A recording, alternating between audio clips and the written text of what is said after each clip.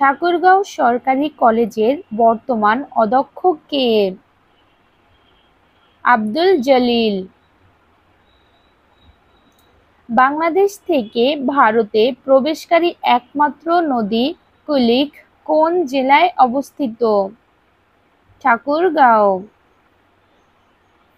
ঠাকুরগাঁও সরকারি কলেজ কত সালে প্রতিষ্ঠিত হয়? 1959 সালে।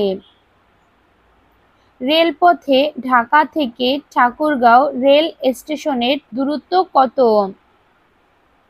640 কিলোমিটার। ঠাকুরগাঁয়ে প্রথম চায়ের চাষ শুরু হয় কোথায়? বালিয়াডাঙ্গি। রংপুর বিভাগের সবচেয়ে বড় উপজেলার নাম কি? ঠাকুরগাঁও সদর।